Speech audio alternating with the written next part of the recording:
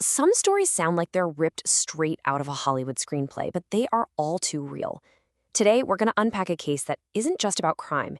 It's about a staggering betrayal of trust, one that reached the very top of our justice system. And that right there, that single line from an investigator, it cuts right to the heart of this whole thing.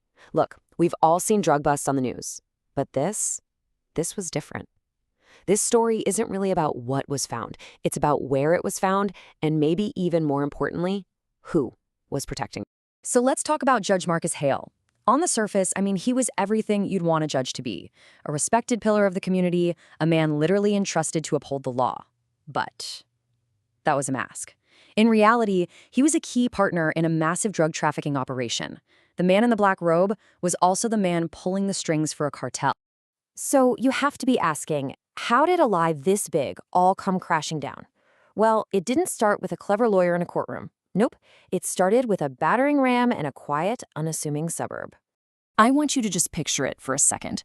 It's just before dawn in Cobb County, Georgia. You know the scene. Sprinklers on the lawns, everything quiet, just a perfect picture of American calm. But that calm was a total lie. Because at 5:42 in the morning, federal agents moved in. No sirens, no flashing lights, just the quiet confidence that they already knew exactly what they were going to find. And what they found is just staggering. Behind a fake wall in the judge's basement, it wasn't a wine cellar or a man cave, it was a full-blown distribution hub. We're talking bricks of heroin stacked up like inventory in a warehouse, millions of dollars in cash just bundled up, an arsenal of weapons that were clearly for enforcement, not for protection. And then, the smoking gun, an unlocked phone, and on it, encrypted messages back and forth with a cartel, talking about shipment routes, delays, and even upcoming court rulings. Now, finding the drugs in cash is one thing, but what's truly fascinating and kind of terrifying is how he built this criminal empire. This wasn't just about taking a simple bribe. Oh no, this was a sophisticated machine, and he used the very tools of justice to make it run. Over a 6-year period, more than $40 million flowed through his network. Let that number sink in. That isn't just profit. That's the fuel that powered this entire machine, a machine designed to make dirty drug money completely vanish into the legitimate economy. And here's how slick it was.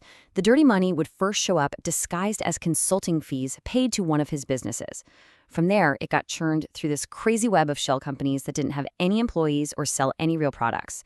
And finally, poof, it would come out the other side as clean assets. Luxury homes, political donations, you name it. A perfect wash cycle. But here's the most chilling part of it all. He weaponized his position. The judge wasn't just reacting. He was actively creating safe corridors for the drugs to flow through his district. Think about it. He'd delay a search warrant by a day or two, just enough time for a shipment to pass through uninspected. He'd exclude a key piece of evidence on some tiny technicality, and suddenly the case against a cartel member would fall apart.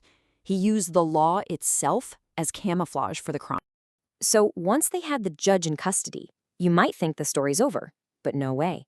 That raid on his house wasn't the end. It was the trigger.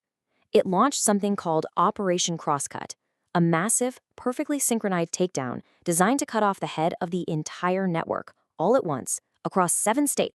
And this thing unfolded like something out of a movie. In Savannah, agents hit these riverfront warehouses, grabbing the shipping logs that basically mapped out the entire network's arteries. And as the suspects tried to scatter, drones were already in the air sealing off the exits. At the exact same time in Houston, a tactical team breached an industrial site they were using to process the narcotics. Armed guards who thought they could run were immediately met by canine units that had been patrolling the perimeter the whole time. And then, all the way up in New Jersey, they hit a critical trucking hub. The brokers inside just scattered into the night.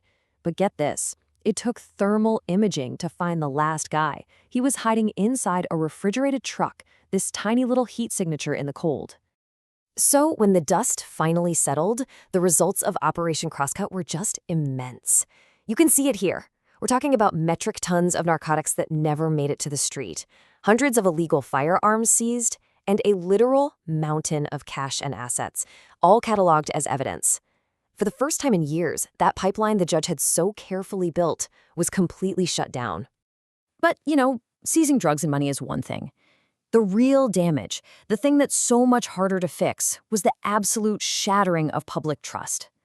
This wasn't just one corrupt man on trial anymore. It felt like the entire system was. The public reaction was immediate, and it was raw. You had protesters gathering outside government buildings, just demanding answers. People were struggling. How do you reconcile the face of this respected judge you see at community events with the details in these federal charges?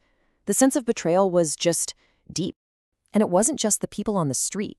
The institutions themselves were rocked to their core. A wave of resignations followed. Courts and police departments launched these emergency audits of all their procedures. And as prosecutors prepared hundreds of indictments, faith in the very system designed to protect people just began to crumble. So, what's the ultimate lesson here? What do we take away from all this? Well, this case became a really stark warning, not just about one man's greed, but about the true cost of silence and what can happen when the systems designed for oversight and accountability just fall asleep at the wheel. And this is a really important distinction. What investigators found wasn't a case of some external pressure corrupting an otherwise good system. As one of them put it, this was rot growing from within. It exposed this critical vulnerability. When powerful people are protected by their position and the systems for accountability are weak, corruption can find the perfect place to grow, totally undetected. You know, in the end, it really boils down to one simple truth. Corruption thrives where there's silence. The only thing that stops it is attention. What brought this whole network down wasn't just luck. It was the refusal of a few people to look away. And that leaves all of us with a choice, really.